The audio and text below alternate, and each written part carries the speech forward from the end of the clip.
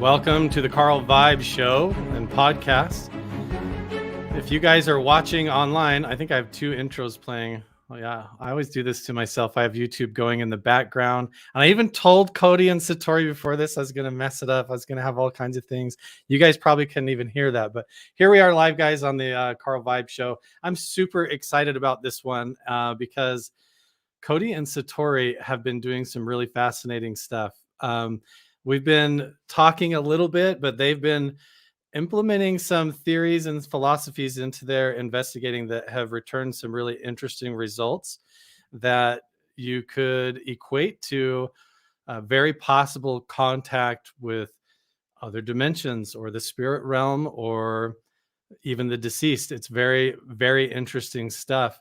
You just have to see it to believe it, or you've got to experience it yourself. I've been doing a lot more of that myself lately, getting out there in the field, putting my money where my mouth is and getting boots on the ground and getting out there and doing paranormal investigating, exploring the region and trying to piece a lot of these mysteries together.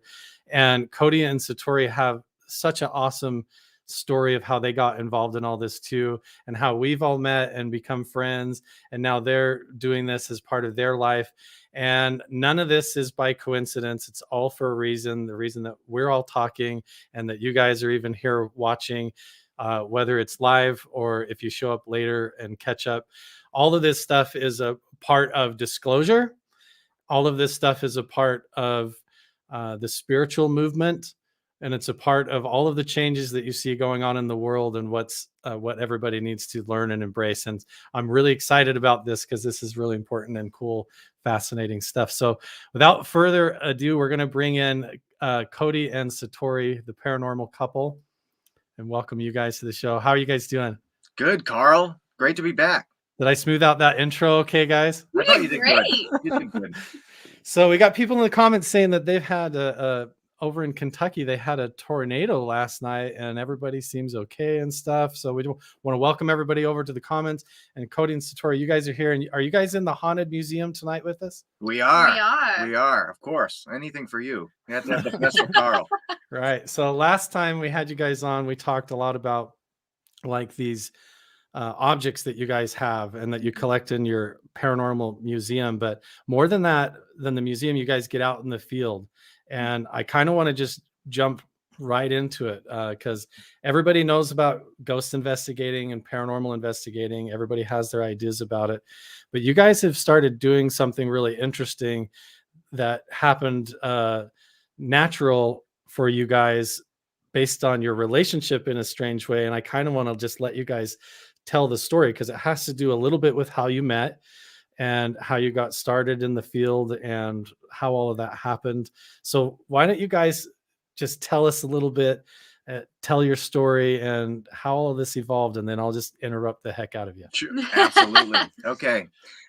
So I have been investigating for about 10 years now on a team based style, doing a lot of private cases and with the TAPS team, the team that her father started, Jason Hawes. And I want to say probably about 4 or 5 years ago. Three? Yeah, maybe three. My time's a little off. 4? It's been a while. It becomes a blur after a while. So about 3 years ago, Satori decided that she wanted to, join the TAPS team officially, and start doing investigations. And right away, we got paired up to work together. We never worked apart since she joined. And right off the bat, the first case that we worked together, it was really active. And, everybody on the team just thought, wow, this is a really active place. And, the same with us. This is a really cool place. A lot of noises and footsteps and stuff like that, which was great. And then the next case came, and that one was also active, and which is extremely rare because a lot of people think, especially when you're watching the TV shows and, which we're involved in, but, the TV shows, they only show the best of what you get over a week span of investigating. So it looks like everything's happening right on cue, but it's not like that. It's actually, really boring and time consuming to investigate. It's very time consuming. So to have 2 cases in a row that are really extremely active is extremely rare. And then by the third and fourth one, we were starting to realize, wait, this is really strange. It's when I brush up against his shoulder, there's this loud footstep happening everywhere. Or it was only when we were together, nobody else was getting this, no matter what they did. So we started realizing. Right. And, other people on the team started noticing that as well. Like whenever we would be, paired up on an investigation, whenever we'd be called onto a case together and work together, that's when activity would start up. So we started to kind of experiment with it a little bit, try holding hands and see what happens, and do some of the original spiritualist movement stuff, some of those techniques of noises and rappings and asking yes or no questions, 1 knock for yes, twice for no, and then just kind of evolving off of that. And then we really kind of sat down and we were realizing that this is when we ask for it. This is intelligence. So we started, coming up with an alphabet. We said, if we go through the alphabet and you knock on these letters, you'll be able to spell out words for us and we'll know you're talking to us. So we asked questions. We had to have been up for 24 hours straight one time when we first realized we could do this. It was, yeah. So when it was an overnight case and the rest of the team had, gone to bed, and we just stayed up and was like, wow, this is actually happening. And, before this, I was always a very technical based person when it came to investigating, very fact based and very unbiased approach, and just very data based. And this kind of really opened me up to a whole different side of things that I didn't think was possible. To be straightforward with you, I did not think this was possible. I mean, we're not mediums in any way. Like we can't see spirits or hear them. But whatever is happening, I truly believe that when certain living energies meet, I think when they fit together like a perfect puzzle piece, I think maybe that's like flipping on a switch, and maybe that draws spirit in a little closer, or whatever's out there a little closer. So we kept it a secret for 3 years until more recently, when we realized, hey, we're not asking for money for this from the people we're helping. We're not trying to make anything off of this. We're just trying to help people. So we decided, get it out there and let people know that this is a thing. Maybe we can help more people. Right. And, the strange thing that's been happening is when somebody comes through, I mean, we can go to a location and nothing will happen, but when somebody comes through, it's usually somebody who has a specific message for somebody else that's living. And that's the only people that come through. Like, we can't call anybody that's on the other side to come through. We'll just be investigating, and somebody will come through and say, hey, I'm looking for this person. And then they'll have a message that makes sense to that person. And it's amazing the results that happen. I mean, spelling first and last names, going through the alphabet. Date of death so we can verify it to the people that it's meant for, things like that. Absolutely bone chilling to me, because it's something else to witness in person. When you're there feeling the vibrations of what's happening around you, the footsteps and everything else, it's just unbelievable. And then when it all makes sense and find out that, this was a real person, this person lived, had a life, and he's reaching out from somewhere, that's just unbelievable. Unbelievable. Yeah, when you're able to actually validate the information back because the communication is so clear and so direct, like almost like a spiritual Morse code that you guys have developed with the interaction. It blows my mind. I'm really excited to share the clips when we get to that point so everybody can see it. And everybody's going to have a lot of questions about like how it all happened and how that evolved. But that's the whole thing, is you guys started off with that equipment base, especially Cody.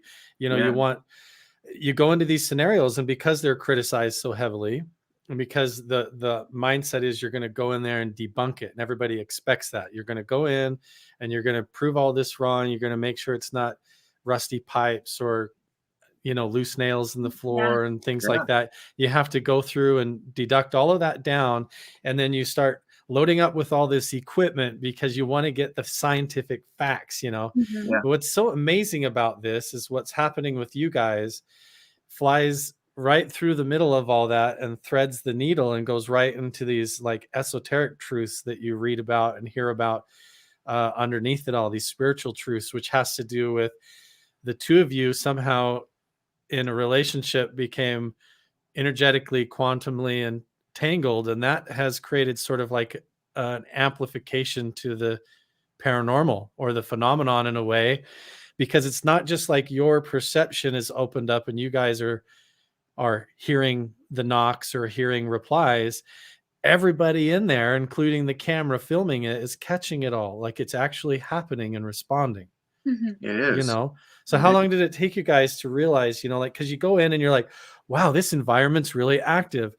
And it's hard to finally catch on that it's like, wait, every time that we like touch, this is all of a sudden, boom, like picking up. So like, how did that happen? Like, August is when it first happened, because that was the first day we went on a case together. August the first time. 2018. 2018. Yeah, that's when that's the first case that we worked together. We weren't dating each other. We just first met. We were just friends, and that's how our relationship started. We were just friends, and I don't know. It took a couple months. It took a while, and I don't know what made us hold hands. Or so the interesting thing is, you know, it first started with holding hands, and that worked. But now we've kind of evolved to wrists. So she'll grab my wrist like this, and that seems like a better. Or even a hug. Hugs work too. Yeah. So it's very interesting, and I forget how we got to that point to try doing that. I don't know if somebody recommended it or. Because I brushed up against your shoulder. I would like nudge up against your shoulder just in a friendly way, and then it would happen. So then someone was like, well, what if you hold his shoulder, hold his hands, things like that. And that's where it started to really work. However it happened, it's just something with connection, and it's almost like a circuit. That's like the only way. That's the only way it can be described, is that completing the circuit when we connect, which is, you know, we just can't explain it. We have no idea how it's happening or why it's happening, but it makes sense. And and we definitely know our boundaries with it. Like, we don't want to abuse it in any way. You know, we definitely, I mean, we have nothing to gain from this at all. You know, we're not one of those believe types. us if you believe us. Right. And, you know, we have a lot of friends that are mediums, and, you know, that's their profession, and that's what they do. And we just don't fall into that category because, you know, it is something that, that, you know, is controlled in a way. But then again, it's not controlled because we have no control of who comes through. So we're not the type of people to start booking appointments with different people and stuff like that. It's just not something we want to do. We don't want to make any money off of it. All day. That's just not what we do. Yeah. Right. So it's just an amazing thing that we're still learning about. You know, I think this is just the beginning. It's been about 3 years, and I think it's still the beginning. So you've just brushed against shoulders and then realized that suddenly you heard something bumping, and then it started with experimenting, like holding hands, sitting there, and then holding onto wrists. I know the videos that I've seen, it seems like Satori, you're holding on to Cody's wrists. Yes. And it is almost like completing some kind of a strange positive to negative amplifier in a way. And that is so funny because it's almost like, are you guys doing anything going into it, like mindful wise or meditative or anything to build that up individually? Or one thing I will say is sleep has a big part in this. Like, if we haven't gotten sleep, it's almost like a battery drain type of deal. Like, if we don't get a good night's sleep, or if we do it like 3 days in a row, it's almost like the battery is going down more and more. And we always set out good intentions while going in. We're like, okay, this is what we want to happen. We're respectful about it. We're not going to be greedy. If we get something, we get something. If not, we don't. So we always put out good intentions. But yeah, definitely things like that. And if we're not on our best, then it won't happen on our best. Definitely. Right. And, you know, like I said, it doesn't happen on command either. Like, if we go to a place that is said to have activity, then, you know, most likely something might happen. Somebody might come through. But there are times when we tried it and nothing has happened, just because I don't think anybody's there to talk. And it seems like I said, there's always a direct message that needs to be said. Yeah, and then you guys don't even pick. You guys just start asking questions. It's not like you're there channeling a specific entity or doing some kind of a seance or Ouija board type thing. You're literally just touching each other, basically holding hands, and that somehow is creating an etheric or aura field in the environment to where the spiritual comes through. And if you're not getting rest and all that stuff, this goes back to every ancient spiritual teaching that you come across, and it's so simple. It is. And so straightforward, and like it boggles my mind. So you sent me 2 clips. Yeah. I think, like, when I watched the other podcast that you're on where you shared it, I was dying. It was like a half hour in, and I was like, come on. So I don't want to do that to everybody here. So I think it would be really fun just to show everybody the clip. Okay. And if for some reason the audio or something isn't working, I'll see if you guys can pull it up on your end. But okay. So I've got this first one here. It might try to start playing right off the bat here. Can you guys hear that audio? Okay. Yeah. Okay. So I'm just going to play it and everybody can experience it. And we'll just watch this first clip through and see how this all plays out. Yeah, I moved this one already. Ooh. Yep. Okay. If you're here, can you stomp your feet as soon as I make contact with Cody? Ready? I want to show them something. You ready?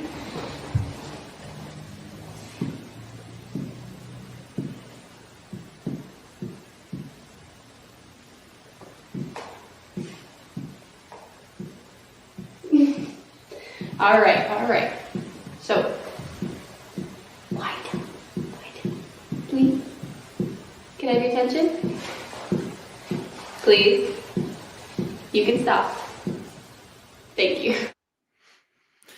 I mean, it literally sounds like almost like a Tesla coil or something. Like when she touches you, it's like almost like an electrical tick, tick, tick, tick, tick. But it's, where is this thumping occurring? Where are you hearing this? Is it in the walls or the ceiling or the floor? The floor mostly. We have gotten it on walls on certain occasions, but it's mostly the floor. You'll hear them walk in from corners mostly. We don't know why. And they'll move around us. It sounds like somebody walking or like a bouncy ball bouncing all around us and moving around. It's very interesting. We've done it outside before, and it's come from the ground. We've done it in places where where we've had people on the floors under us and above us, and people under us can look up and actually outside everywhere. And it'll move around the room. It'll usually corners are a big thing, which is weird. Come in from corners, from out of the corner of the room. Yeah. I don't know what it is. Doesn't always happen. But corners seem to be a popular place where you hear footsteps. It's like a meeting place where they, No idea why. That's really crazy. It seems like they come from like a counter space or any sort of like a pocket or like an empty space, like the space between the floors. Because you said you had people even downstairs, and you hear it in the floor and then they hear it in the ceiling. So unless somebody's within that like 6-inch gap of pipes and insulation in there, like, trying to listen, like it makes no sense, right? Like, it makes absolutely no sense. And as soon as we stop touching, it stops 100%. You can't hear it anymore. Okay, let's watch it again. So like this is what you guys are showcasing here. First of all, what place is this? Where are you guys at? We can't give that information. I don't know if we can't share the exact place. It's obvious that it looks like a lodge somewhere, but we're still contacting some living relatives of spirits that we brought through that are trying to give message to them.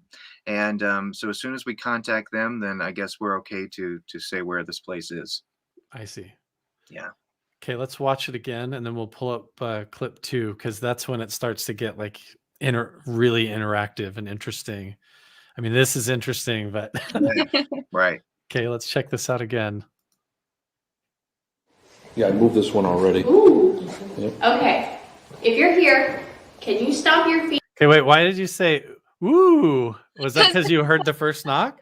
Yes, because as soon as I touched his hand, somebody was already there and ready to talk. So I heard them run in and I got really excited. So I wanted to show people that this is what happens when we only touch. I got excited. Gotcha. That's so funny. Ooh, like you should make that a ringtone, Cody. Ooh. Whenever she calls you on the phone or texts you, it just makes that sound. Yeah, I moved this one already. Ooh. Okay. If you're here, can you stomp your feet as soon as I make contact with Cody? Ready? I want to show them something. You ready?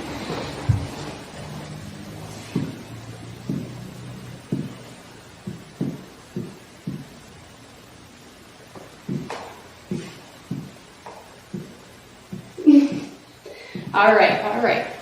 So, it's like it's excited, you know? Please. Can I have your attention? Please. You can stop. Like, can you imagine if you were a spirit? Yeah. If you had just been in this space and suddenly you had this opportunity, you'd be like, oh, right. You know what I mean? Oh yeah. That's the energy that you feel going on here, which is why you're like, woo, like you sense, right?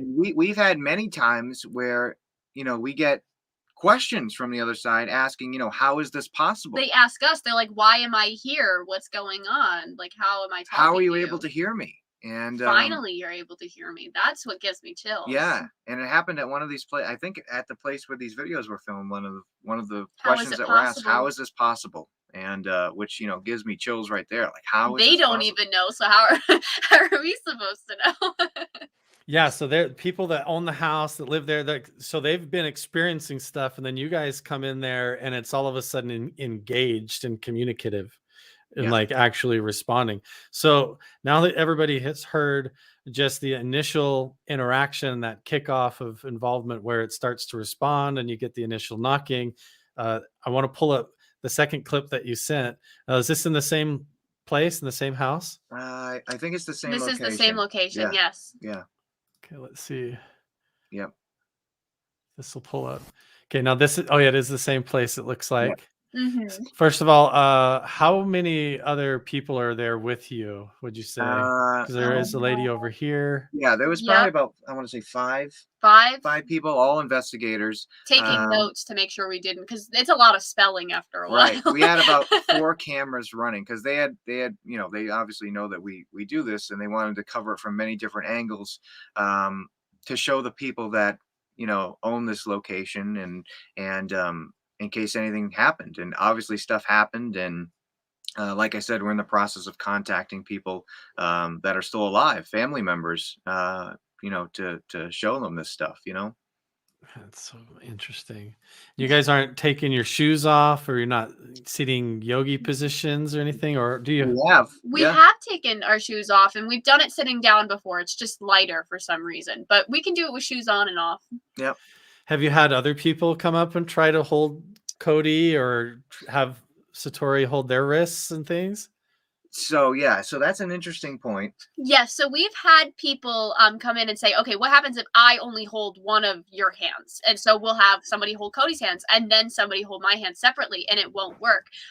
But we've found that if somebody holds our hands and they stand in between us and we are holding each of their hands on either side, it will still work. It's just like it runs through them like a circuit. It'll still work as long as we're in contact somehow. See, now this is just a little side thing, and we can delve into this more after watching the clip, but I wonder if the kind of the truth behind this energetic connection and how this works, like a dielectric circuit system with the spirit realm, or like an antenna frequency in a weird way, if this is why we have this kind of echoes within religious and the occult and stuff, with all these secret hugs and handshakes, different types of I know prayer circles are a thing where people hold hands and they do seances, and try to do this channeling. And it all has to do with the connecting and holding hands, or secret handshakes, or hugging and weird things like that. Yeah. And I've always wondered, what does that have to do? It's like, I get like it's within secret esoteric groups that they're trying to do secret handshakes like a clubhouse. But I wonder if there is some spiritual part to this, that has to do with the way that you guys are interacting, how you're holding each other, how she's holding your wrists, right, and how that somehow is a combination, like a formula within the ether that like amplifies that in some way. Yeah. Oh, absolutely. I definitely believe in like the whole collective consciousness theory, and I think being grounded to the ground is a big part in all of this as well. The brain may play a big role too, because it's just really strange. We don't know what our brains can do. Yeah, and I think maybe this whole thing is something that's really like overlooked, and maybe everybody is paying attention to the technology a little too much and stuff like that, so who knows? Who knows? Yeah, and maybe the kind of this type of involvement needs to come in the forefront, and the technology then surrounds that to kind of like you get, So okay, let's check this out, because this is really, really cool. Here, we're gonna watch clip 2. Yep. Are you with the lodge? 1 for yes, 2 for no. Yes, okay. So, I was wondering, could we get maybe a first name? If I go through the alphabet and I get to the letter of your name, you knock, and then I'll restart and we'll spell out a name, okay? So I'll start going through. Are you ready? Give us your first name. Okay. A, B, C, D, E, F, G, H, I, J, J. A, B, C, D, E, F, G, H, I, J, K, L, M, N, O, O. A, B, C, D, E, F, G, H. Jonathan? No. A, B, C, D, E, F, G, H, I, J, K, L. I love how you can sense the personality. Yeah. Like when you guys are like, "Are you ready?" He's like, "Ready." It's like you can almost get a sense of, let's go, like almost be like, oh, okay. Everyone's different. You get like almost a sense of character. Oh, absolutely. So crazy. Okay, let's keep going. M, N.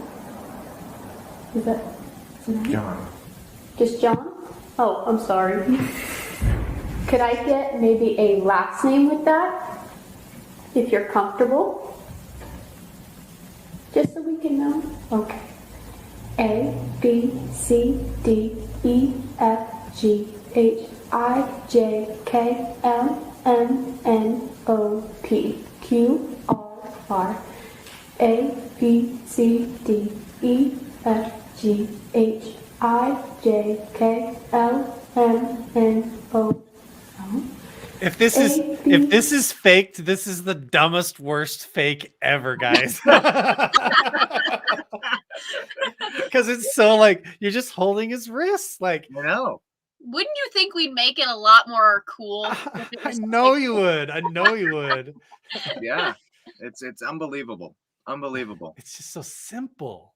It is. So crazy. Okay, let's keep going. C, D, E, F, G, G. Roger? Okay, John Rogers. Well, it's very nice to meet you, John. A full name. Did Are you looking for somebody?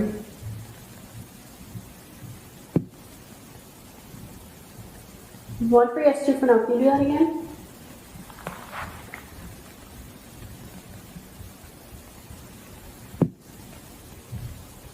Okay. Somebody that's alive? Okay, can you give me their name so I know who to look for? Was it the last name Rogers too? Okay, first name.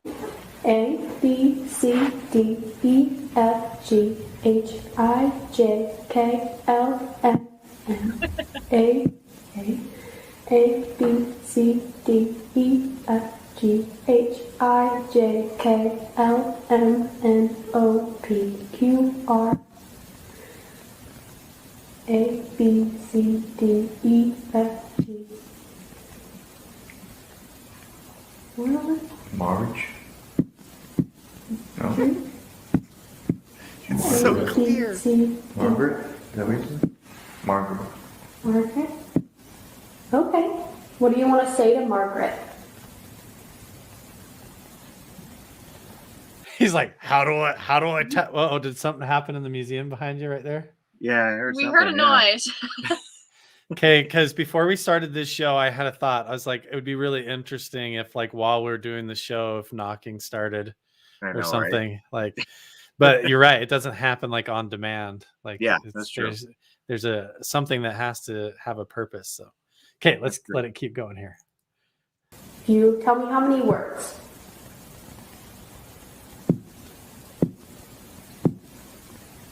Okay. First word, how many letters? I. No. A. M. Okay.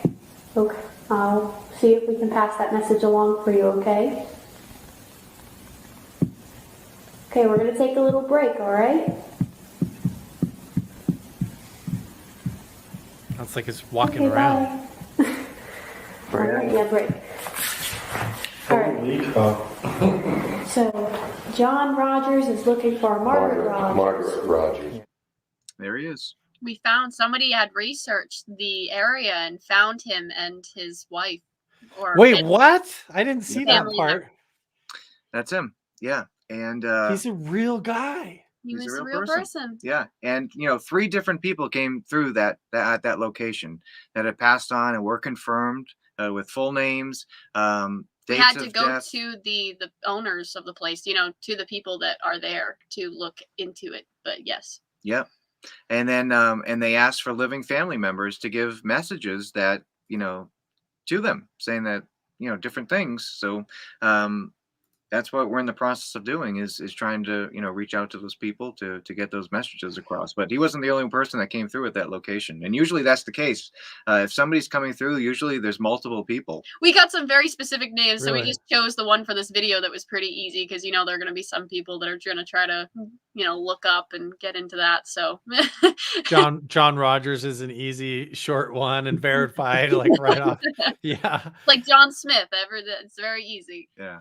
So you're able to look up John Rogers, and have you looked up and confirmed any of the other names that came through as well? Oh, yeah. The owners were able to. Yep. The owners of the people there were able to find it. Yeah. And they came in and asked questions that only they knew the answers to. And like for this gentleman, they asked, because Do you remember being a policeman? A policeman. And he says, no, I was a fireman, because they were trying to ask a trick question. And that was the right answer. I'm a fireman. And he's wearing his fireman uniform right there.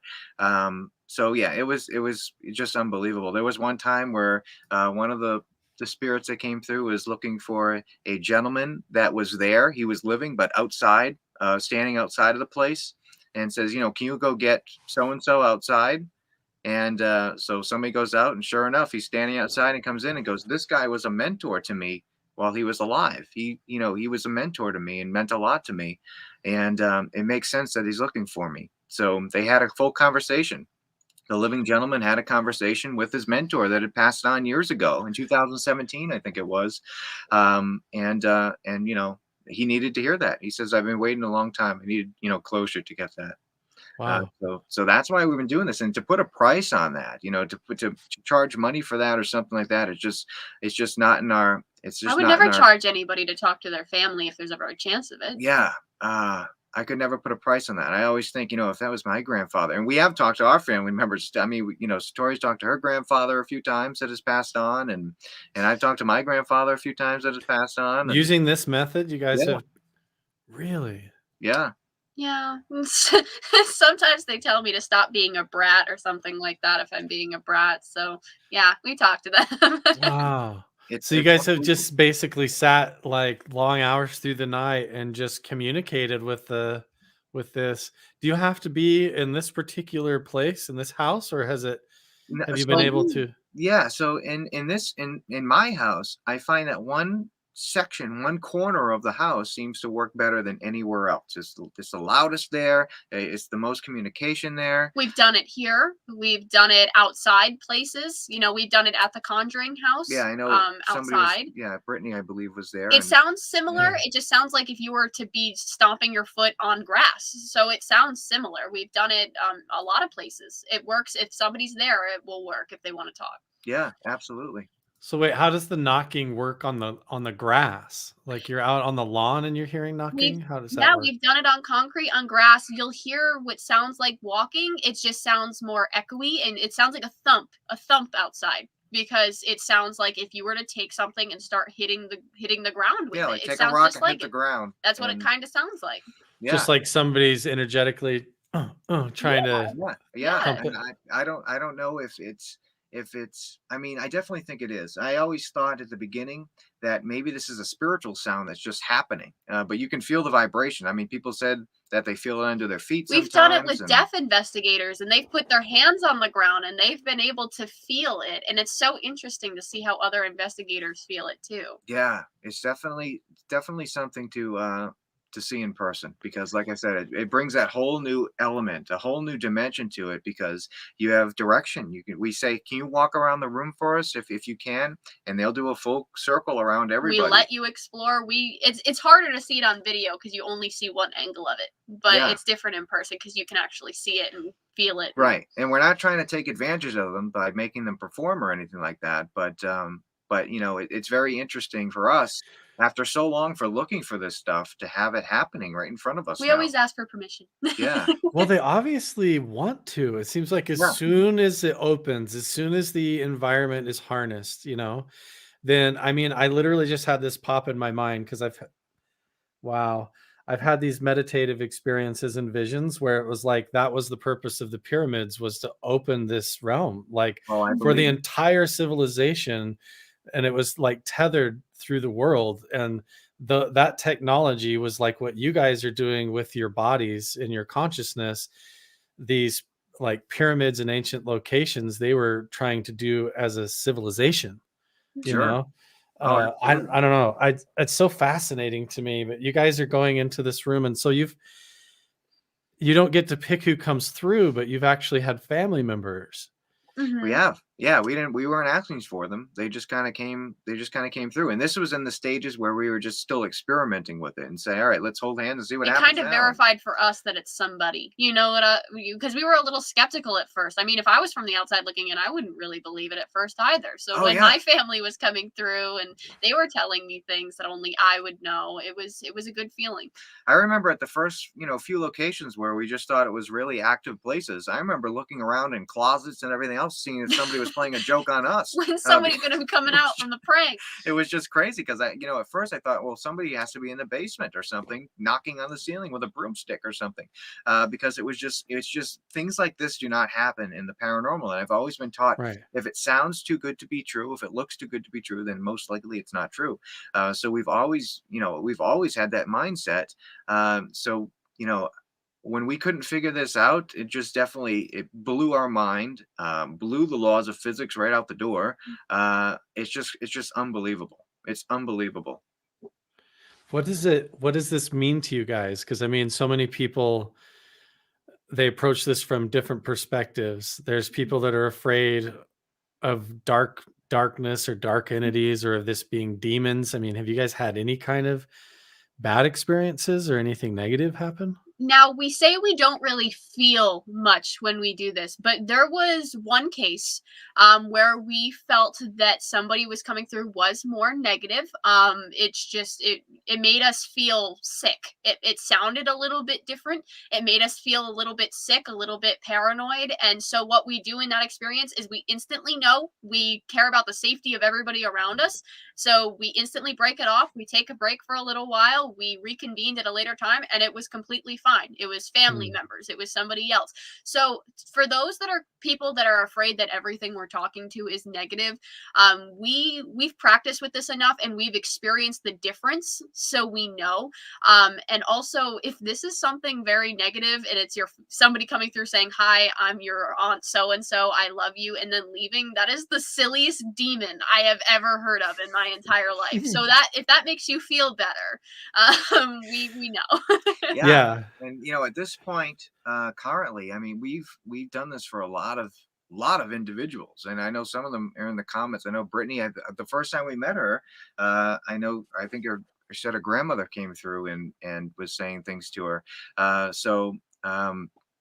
And that was one of the things that there was an event at the Conjuring House that we were invited to come out to, and there was a bunch of people there, and I want to say, had to be at least 5 people there had messages, and we just kind of went around the room. If knocking starts happening, and we're like, okay, are you here for the house, or are you here for somebody that's in the room? And Satori would just point to the people, and when you get to the right person, they'd start knocking. And Brittany was one of those people. And the first time we meet her, and her grandmother's coming through and spelling things to her, which definitely brings closure to a lot of people. It means for us that we can help people. That's what it means for us. We're not trying to gain anything, as long as we can help as many people as possible. That's our goal.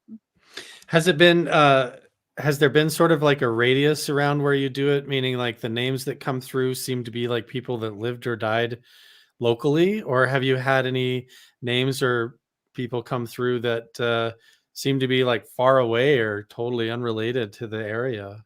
We've had people from locations come through. We've had people with the people that have come to these locations come through. I mean, we've gotten readings with names we've never heard of before. Come to find out, they lived in Australia or Greece or some place like that. So these names were not something that we really knew of. So it usually comes with the person or the location. We've had 1 or 2 cases where somebody from a different area that said, "Oh, I passed away recently down the street. I just noticed this and I wanted to come check it out." We've had that a couple times too. And then we'll start doing research and find out, geez, they did live up the street. You can look at the records and find where they lived and stuff like that, which is amazing. But we've traveled, to different states, and it seems to work, wherever we are. But it's like I said, it always seems like there's a person that the message is for. We can't promise anything to anybody. It seems like everybody that we've given the message to, they're open to accepting it. Which is really interesting as well, because I'm sure there's people out there that are total 100% skeptics, and if we went up and said this, they would not believe it at all. But it seems like everybody, and there's been a good amount of people, they're just like waiting for that message, like they've been waiting for it for a long time, and now they got it. And a lot of the messages are "I love you" and "I'm okay" and things like that. So I think it's just closure. It's exactly what Brittany just replied, talking about her grandma showing up when you guys did this all together. Said that what Satori and Cody don't know is that my grandma and I had a falling out prior to her passing. I can't express how much hearing from her meant to me. Wow. So it's almost like these, like Brittany grandma came along for the ride. We would maybe people give that a bad nickname, like a hitchhiker or something following you around, but these are family members. What's interesting is and this is like a total jump, but like I had Caleb Bench is one of the security guys at Skinwalker Ranch. Awesome. And he told me on the show that when he started working there, that his family clear back home, started having knocking in the ceiling, all over in the ceiling and in the walls, and had a whole bunch of different stuff. And it wasn't even him there at Skinwalker Ranch. It was his family back home. And somehow this connection, it makes you wonder if his involvement there at the ranch and his connection with his family back home, and then his deceased relatives or their deceased relatives suddenly have this opportunity and they can't help it. They start knocking like, hey, we're here. And it's like Interstellar, where he's like trying to yell through the bookshelf, trying to reach out and get attention. Like, this is real. The spirit realm is here. We're not gone. It's just these strange situations that occur where you guys are able to come together, and it creates like a waiting room environment for this to occur. Something like that. Absolutely. And I think a lot of people's passed on family members are always watching over them, and that's why it seems like a lot of family members are watching over people that still are on Earth living their lives. You don't need us to know that. That's the thing. People don't need us to know that. They get signs in other ways. This is just a more concrete absolutely sign. I think they're always reaching out, and I think a lot of people may overlook those signs. If you're into the paranormal, like your friend at Skinwalker there, he was, right there involved with it. That door has already been open to him. So he's always, he's that part of his brain is open to listening for those sounds and stuff like that. Where if it might be somebody else who really isn't into this stuff, they're not really paying attention to it, Right. Has there been any involvement with the devices and the technology added on as a supplement, as an augment to it? So as you're holding on to Cody's wrists and things, does the REM pod, do they like to work with the REM pod, or is it just the knocking? Do they like the toys and the interaction, or how does that usually work? Interesting is it's a hit or miss, but more recently we were testing with technology the other day actually, and what we noticed is K2 meters, for some reason they'll go off in the direction where the footsteps are coming in, which is really interesting. Also from time to time the REM pod, if we set it between us or we set it around us, it'll go off. It's almost like it's picking up the energy from what we're doing or somebody walking in. So that's really cool. It's nice to have equipment back up what we're doing too. Right. Yeah. We set it right in between the both of us, and it seemed to have been going off when the knocking was happening, which was interesting. And then we tried another thing with audio. We held an audio recorder, and would say, okay, we're going to ask you a question. We're holding a recorder. Can you try to speak to us? And we'll give you like 15 seconds, and then 15 seconds of silence. You start hearing knocking like crazy.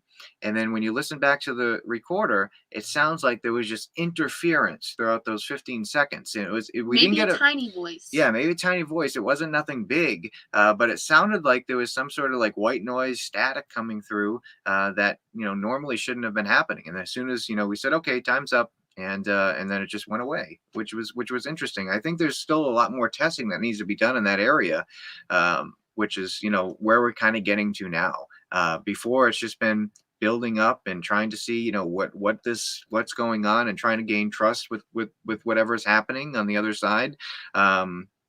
There's definitely been questions that we've asked that we kind of hit a brick wall with. Of course, there's a lot of questions that you want to know about the afterlife, and we've tried asking them, and a lot of times it'll just be like, nope, not going to tell you. And you'll find out when you get here. Yeah. Really? Yeah.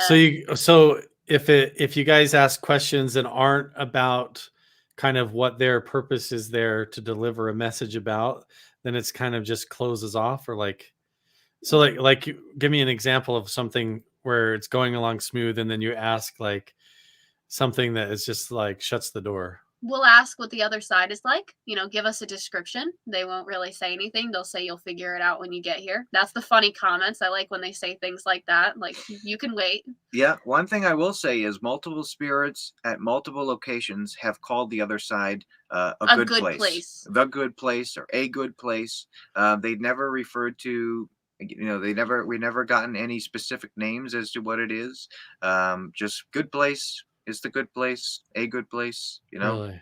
Yeah. Yes, that's really interesting. Isn't there a TV show called that kind of makes fun of? So, yes, isn't it? Right? The Good Place, yeah. Really? It's called The Good Place, and it's a lady who is supposed to go to hell but is accidentally gets sent to heaven, and so she doesn't fit in, and she's faking it the whole time.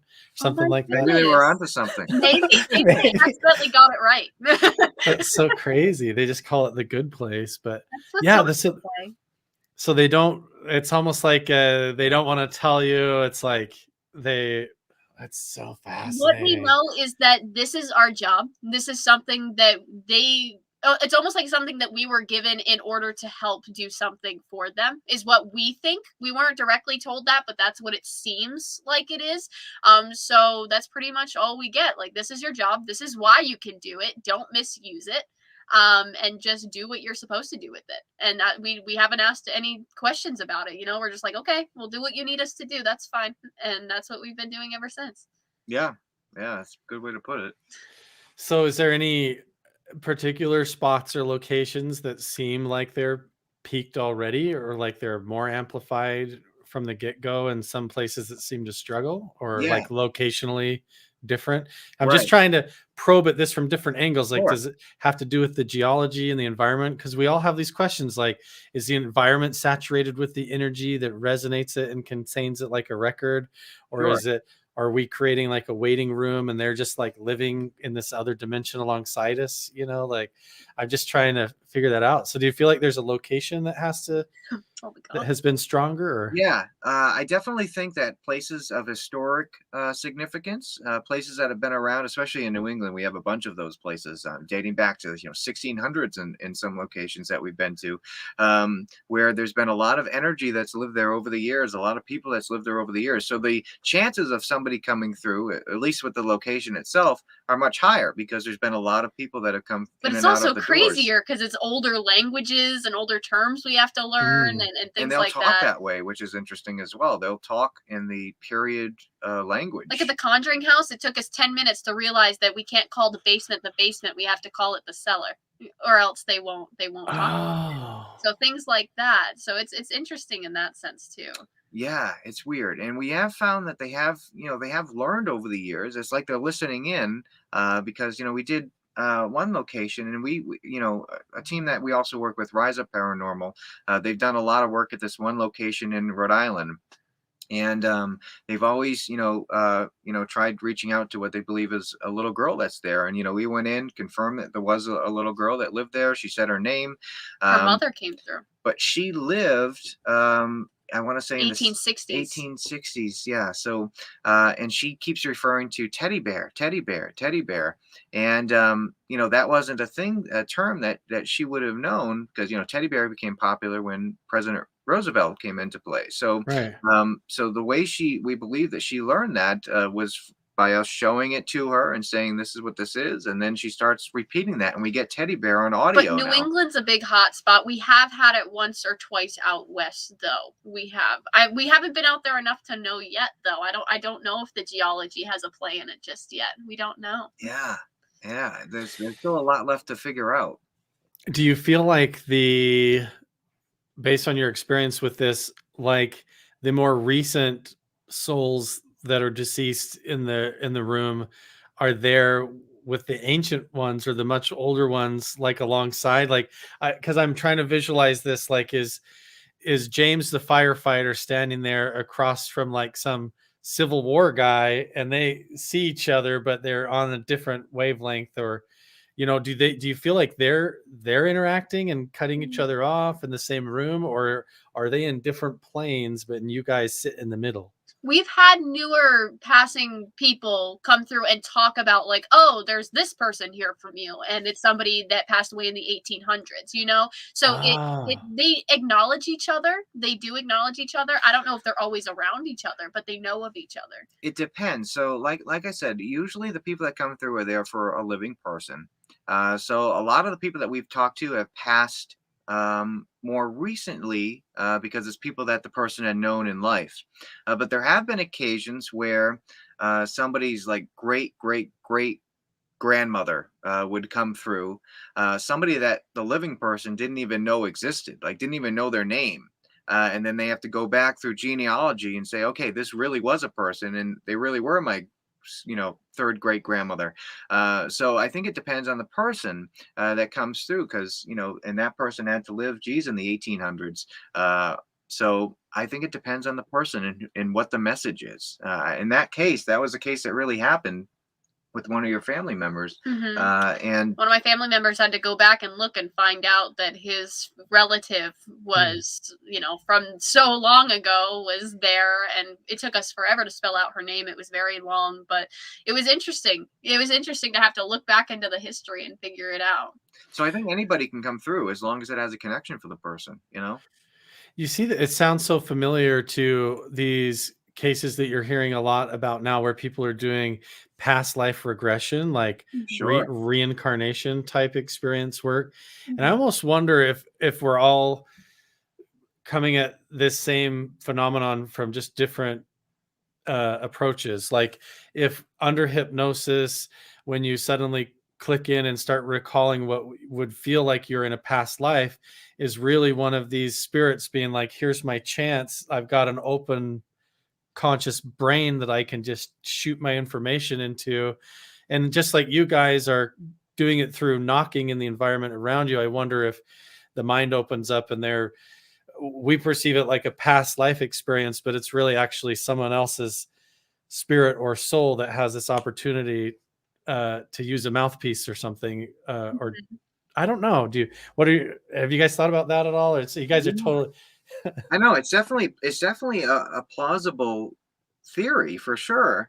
I think it's definitely possible. I've definitely been into the whole past life thing and stuff like that to a point. I haven't gotten too deep into it. I've gotten into it as far as the cases that have been documented, especially with children, when they start talking about, I was on the Titanic and things like that. Like, that's interesting. Yeah. I love the stories about people that weren't really important. Like, I was just a farmer, somewhere in Kansas, and this was my family, and I died in a fire, and from a 7-year-old.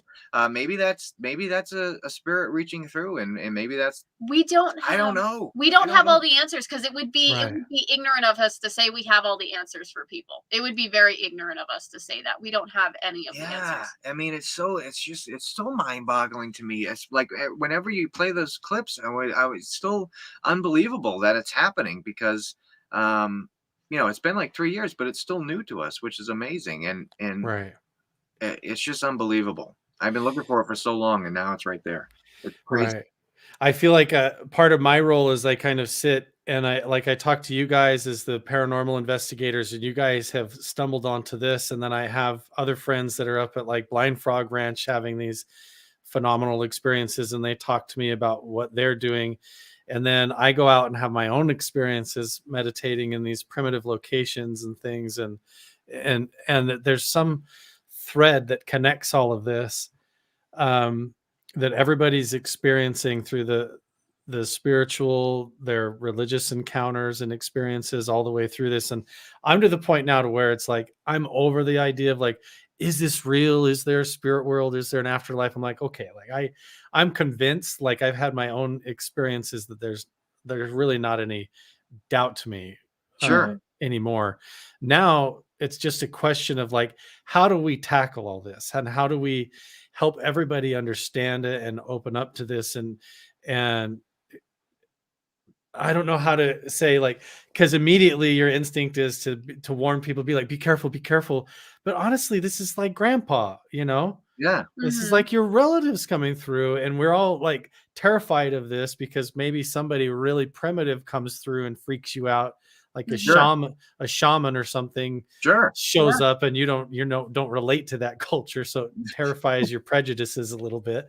But like, like if somebody was interested in this and trying to get over their fears, how would you talk to them and be like, this is what I recommend, like how you could approach this? And I mean, that's different than how this is all connected, but it really is all connected, and people need to feel safe to approach this from their own point of view. We've even tried to explain things like this to younger people, to children and things like that. And what we always tell them is, whatever you believe in, no matter what you believe in, if you believe in that, like Cody says, a jug of milk is going to protect you, you believe in that wholeheartedly, whether, another person thinks that's right or wrong. You believe in it and you use it, and you put this protection around you using what you believe in. Your intention is the power to protect you in anything. So we go into it with an intention that only good is allowed to come into our space and communicate with us, and it works.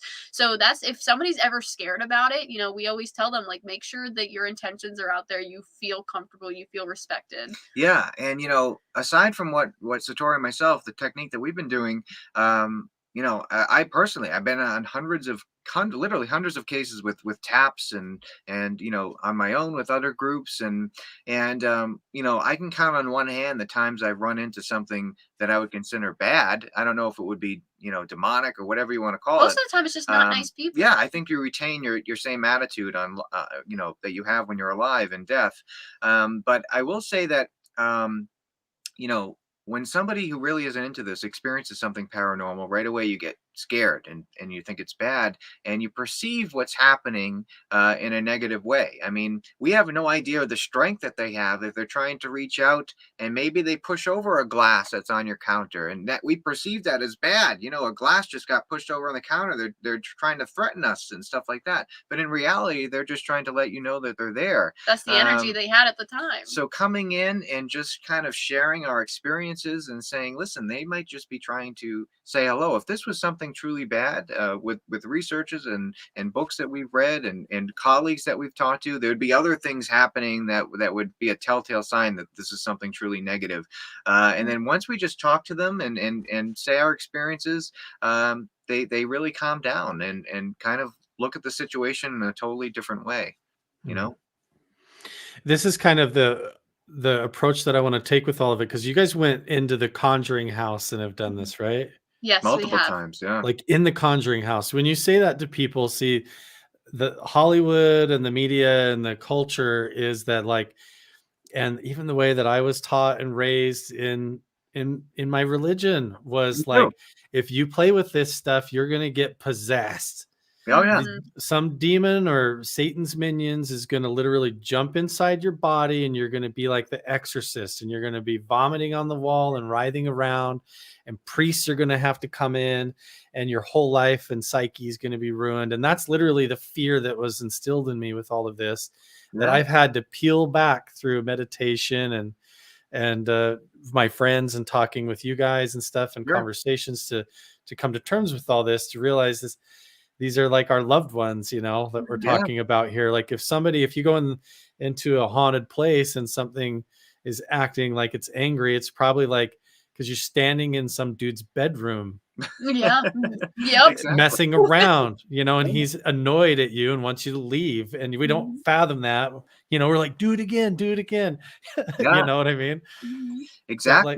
We've done it multiple times at the Conjuring House, and we're friends with the surviving members of the original family, and had plenty of conversations. And like I said, I think the living energy plays a big role in what happened there as well. You had 5 adolescent females under the same roof, and we found, at least with poltergeist activity and things like that, young female energy around that age, there's a spike in cases with families involving girls around that age for some reason.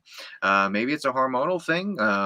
Who knows? What's funny is the characteristics of spirits there too, because we've had good spirits come through and talk to us and been like, okay, well, there is some people here that are not nice people. You don't want to talk to those people, and we take their advice on that. We're like, okay, so we make sure that we don't ever talk to anybody. None of those people have really tried to come through there. I mean, it's always been people, hey, I'm Jonathan, I'm Michael, and stuff like that.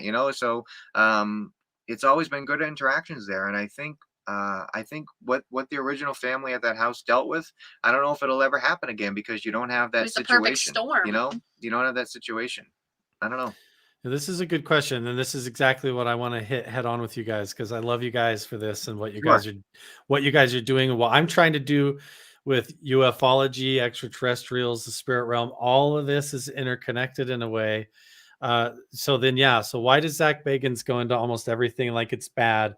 Why does he go in there with an antagonizing approach? Is it because he's trying to get that reaction? He's trying to get the angry response or what is your opinion on that? No, first, before we say anything, we are not trashing Zach Bagans, because I don't ever want to seem like I'm trashing another person. I think I would hang out with him, and he'd be really cool to hang out with. I don't ever trash other paranormal investigators, just because I don't ever want paranormal drama. So everybody does things a different way. I don't know. I mean, maybe it's just something that he's looking for. Maybe he's just looking for a response, and that's the way he feels that he can get the best response. Do I agree with it personally? No. I go about it completely different. I don't think you need to provoke anything to get a response. If they want to talk, they want to talk at the end of the day. Yeah, he everybody does it differently, and we've definitely met other investigators that approach it the same way, with straight off the bat provoking. And I think it's those types of investigators that are just looking for some sort of response, whether it's good or bad, you're pissing something off or not. They're just trying to get a result. I don't do it because at the end of the day, somebody's going to be there and be like, okay, finally, you want me to do something? I'll do something. And then you get scared when they actually do something and you push their buttons enough. I'm definitely not going to do that. Right.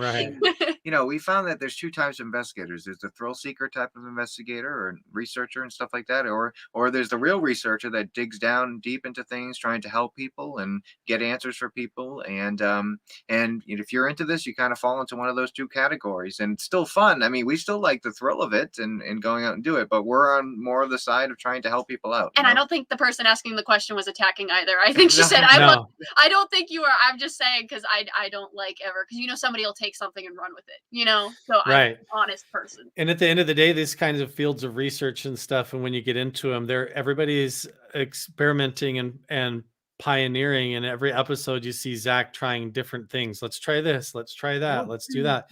And he's coming in an environment where, just like you guys in a different way, Zach is going into a paranormal investigation world that has only ever been done this one particular way, or it's been like done through the occult in this other way. Yeah. And so he's going in and being like, let's just get it out and draw attention to the topic and get it mainstream.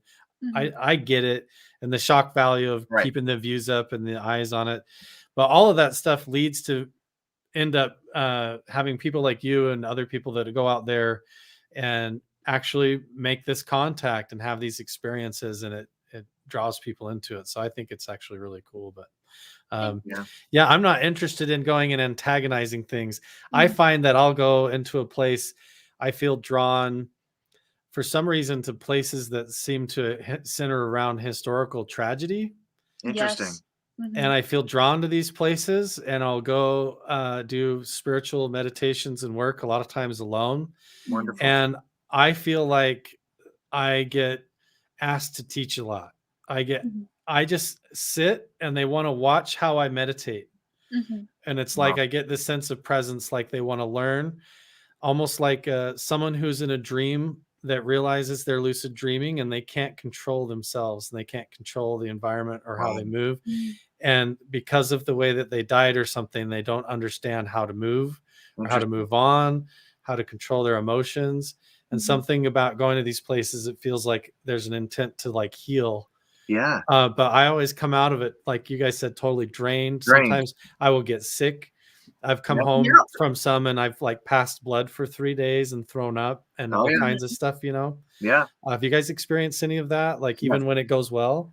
Yes. When we do what we can do, we get drained like a battery and we have to give it time to let it go back up again. Cody feels strange. It feels very similar. Like the only way I can describe is like shin splint type feeling in my thighs. And then I feel a pain in my head, which is completely different too. Yeah, thighs and ankle area. And sometimes we both get headaches. We had nosebleeds one time. We did get nosebleeds once, but that was doing it for hours and hours and hours straight without a break. Yeah, it all depends on how much we do it, on the effects that we feel afterwards. But usually there's always something that wavy, like standing on a ship type feeling. Yeah, it's different, but definitely some side effects from doing it. That's why I believe what you say 110%, because yes. Absolutely. Okay. Yeah, that's why I asked too, because like when I've gone to some of these like petroglyph sites and I'll do certain meditations or like places of tragedy, I made the mistake of going to like 2 or 3 in a row because I was like filming videos and stuff, documenting my investigating. But I always put the cameras away and I spend like a few hours up there just alone, and do stuff. And I went like 2-3 days in a row and I got so drained and so sick. And it was not like from the hiking. It wasn't even like hard hikes. I took plenty of water, nothing wrong. Yeah. But some of it was just like good. Like it just you get great, like almost a gradient out of this physical reality. And you feel like a couple of days or out, especially hours on the hike out, I'll feel like I'm like half in a dream. Like out of sync with the third dimension almost, like and I noticed that Satori, I'm going to pull this back up again, let's see. What did I do? What did you do? Is it this one? Is this the long one or the short? This is the shorter one. Here we go. I just want to at the end here. All right, yeah, break. All right. So John Rogers is looking for a Margaret dog. Margaret Rogers. I think you're making fun of me tonight. Right? Doing this. Yeah, because I've done that. I've literally been walking off a hill or out of a hike, and I'm just like, whoa, and I'm like going like this, like, you know what I mean? It's so funny. Yeah. He's picking on me tonight. Totally get it though. Yeah. So are you guys able to have other people in the room ask the questions and get the knocks, and you guys just are like the beacon? Yeah, we're just I guess the messenger, the sender, and you guys can do all the work. It's like we're making you guys the psychics is what I guess you could put it as, because we're not doing much. We're just bringing them to you to talk to them. Yeah. You can full conversation. Yeah. It's so fascinating. So we've gone a little bit over an hour here. So what I want to do is go over into the comment section a little bit. We've got some really cool people in the comments that are sharing some of their experiences and have some interesting points. One of them has to do with the Ouija boards. Where did I see that one? Friends next door have a Ouija board. That's when they kind of leave the room. What are your thoughts on things like that? Some people I was raised like, if you do a Ouija board, you're going to be followed around by poltergeist for the next week, So what are your thoughts on things like that? Well, I definitely don't think demons have a deal with Parker Brothers or anything. So I definitely that. That's so funny. Yeah. But I don't think it's the board itself or anything like that. I mean, you could write the alphabet on a piece of You paper. stole what I was gonna say. Well, sorry. I mean, but if you look at it, It's I the mean, intention. right? I mean, what we're doing right now, she's going through the alphabet, saying it out loud. We're a human Ouija board with good intentions. Technically, yeah. I mean, it's all of what your intentions are. A lot of people that go into this and just say, "All right, we're gonna play with a Ouija board and it's gonna be fun." Your intentions aren't even there. You're just out there, opening up the door to whatever to come through. Is something bad going to happen? Who knows? It's not definitely going to happen. There's a possibility it might happen. I mean, you have no idea who's going to come through. Is it going to be a demon? I have no idea. In my experience, it's extremely rare to come across something like that. But could it be a person with a bad attitude? Absolutely. It is all intentions. I mean, the Ouija board was a dating game at one point, wasn't it? It was a dating game. If you look at the original Ouija boards, it recommends that a gentleman and a young lady, they sit knee to knee. And of course, back then when these were created, touching the other half, a person was absolutely, even just knees to knee was unheard of. And you're supposed to place the board in between both of you. So that's the whole reason why these things were made for dating games and interest. Yeah. It was just for fun. But yeah, it's intention. It's all intention. Yeah. Yeah. See, I think that there was like a cultural era that and media movement that might have intentionally just blanketed over all this stuff and made it come across on TV and taught in church and everything like this stuff was demon possessed and poltergeist based. And it's really like, it's just not, and as soon as I overcame that fear by realizing, okay, like so many things that I taught growing up have just turned out to be completely wrong. So what about all this too? And it's been completely wrong. So much of what I've been told and taught, that these things that I've been told were evil and wrong, or are going to end up possessed or full of poltergeists in your house. And the truth is, what I end up doing is having a dream about my dad, or having an experience and a memory and smelling like his cigarette smoke from when I was a kid in the room and feeling his presence. Like the only time I've gotten scared is just when I freaked myself out. Because it's gotten real, you know what I mean? It's gotten real quick. So yeah. So any questions you guys are seeing over there you want to tackle, or comments? Let's see. I see somebody at the bottom. Yeah. How do you feel about other things such as pendulums and dowsing? Says Laura. I love pendulums and dowsing rods. Pendulums, I use them myself. I believe it's all energy and things like that. And if you have good intentions, again, good intentions will come to you. Dowsing rods, I mean, dowsing was used to find water originally. It wasn't necessarily used for spiritual until somebody made it into a spiritual item. So if you go in with the good intentions, supposedly, yes, you will get good. I think if you use anything with negative intentions, don't be surprised when something negative happens to you. It's all intention. Yeah, I just drove by a construction site not too long ago where a guy was dowsing for water. I mean, they're still using that today. So that's interesting. So I definitely think there is something to it for sure if it's done correctly. Absolutely. But yeah, pendulums and stuff like that is definitely Satori's thing for sure. It seems like we were talking about at the beginning, it doesn't matter if you feel like even, drinking a glass of milk before you go in gives you some sort of protection, even if it's a placebo. Yeah. And the experiment is, it might, in the end, even the wrist holding you guys might realize that the connection, as you evolve into this and develop it and stuff has totally to do with that intention and the purpose and the mindset, unlocking, and some of those things fall apart as you develop this and stuff. It's really interesting as you go along. Let's see. Have you tried the plasma box? No, but if somebody what is the plasma box? Do you guys know what that is? Have we? Isn't that the electricity?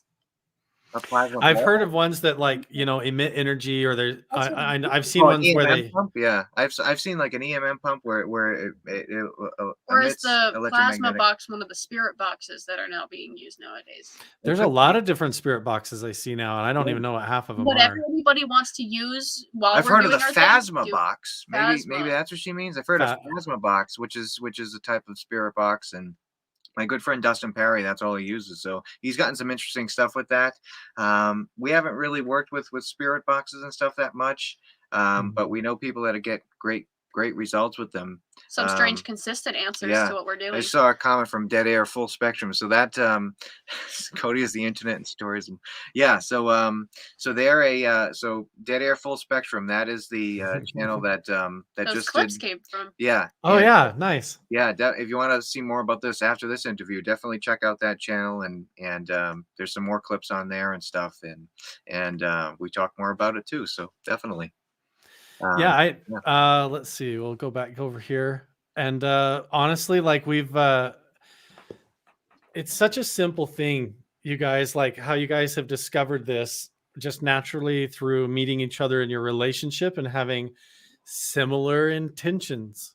Yeah. When you went into it together, and in harnessing the masculine and the feminine energy of the two of you and the relationship coming together just has amplified that, and your intentions being positive and healing in the environment just lifts that veil, so to speak, in a way, in the environment.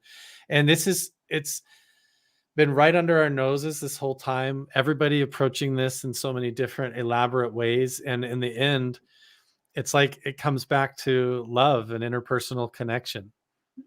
Yeah. You know what I mean? Yes, it comes down to family and that and the heart, Yeah, absolutely. It's so amazing. Okay, so here's one big last question. Sure. This is a fun. I want to hear how Cody tells the story. Okay. Oh, no. Hey Carl, how did you meet Corey and Satori? Well, how did we meet, Corey? So what happened was of course, your YouTube channel. I remember watching, when you guys lived in Maine. Oh no, was that when it was? When I was doing Richard videos? Yeah. Oh my gosh. Yeah. I was doing comedy skits back then. You were still living in Maine, and I forget how I came across your channel. But I remember when I was in the hospital, I used to watch all of your videos and to pass time and stuff like that. And then I just reached out one day, and to my surprise, you reached back, and we just kept in touch ever since. And especially when you started getting into the whole spiritual stuff and metaphysical things, and I was like, yes, this is awesome. This is awesome. And Cody, you were like really sick for a while, weren't you? When you first, you watched a lot of videos because you were stuck in the hospital bed. That's right. Yeah. That's what I used to watch was YouTube and stuff. Yeah, that was I was sick from I was diagnosed in October of 2011, and then I was in and out of the hospital, for like, I want to say 5 years. So until like 2015. And he's good ever since. Cancer survivor. There you go. Your family was definitely very entertaining. Yeah, I remember I got this email. It was one of those, it was honestly, I'll tell you this much. It was honestly a moment where, you like, I have always loved making videos, but you have moments where you wonder what you're doing, if what you're doing matters at all. And I get this email from this kid that says he's been stuck in the hospital for a long time. Yeah. And that our videos were like a window to the outside world for him to experience like what a good family was like. And that touched me. And I was a lot. Yeah. And I was like, man, that's why I'm doing this. And messages like that have like kept me going. And so it's so cool that you guys are like, have that connection, and you guys have a relationship, and you're out doing what you love and making videos and living up to all that. It's so cool. Comes full circle. It does. Yeah. And I can't wait. One of these times you guys got to come out here, because I've got so many like crazy spots I want to take you. Absolutely. And as soon as I get moved and settled into my new place, I want to come out where you guys are at and check all this out too. So welcome anytime. It's so cool. So where can everybody find you guys? Everybody's begging to find where your YouTube channel is, because obviously you guys are onto something. You guys are making contact, and this could turn into something where people want to come and even do it with you. So how can they find you guys and follow you? Yes. So on all social medias, the Paranormal Couple or Paranormal Couple, easy to find us. Somebody actually just commented our website recently in the comments. We do have a website. You can get in touch with us that way and all of our events. We are going to start our YouTube channel up. I think we really want to start a YouTube channel to kind of like document and just kind of like show people more. Yeah. We've been really big on TikTok. If you're into the museum type stuff, the Paranormal Couples Haunted Museum on Facebook, definitely check that out. And the new season of Ghost Hunters starts on January 1st. And we're the second episode. I know. On the 8th. Yes, on January 8th. I know our episode is airing, and you may see some of the stuff we were talking about tonight. You can't make any promises, but you might. So stay tuned. That means I can say you're probably going to see cool stuff. So go check it. No, I can say it. There's going to be a bunch of really cool stuff where they actually get evidence of spirits. I can say that because I'm not an NDA. Yep. That's true. Yeah. You guys should tune in. You guys should tune in. You guys, this has been super awesome. Cody and Satori, you guys are going to leave here and in a month or two or whatever, when we get back together, you're probably going to have a bunch more cool stuff. I hope you film it. I hope you keep experimenting and toying with the different variables of it to try and amplify it and stuff. And man, I have a million ideas that pop in my head all the time. I love to shoot your way with it too. Oh, absolutely. Of course. Absolutely. So thanks you guys so much. And everybody who was really awesome joining us over in the comments and with your questions and everything. Thank you guys for joining us. Yeah, and, thank you. Thank you. And we will see you guys in the next one. Bye. Bye-bye. Bye.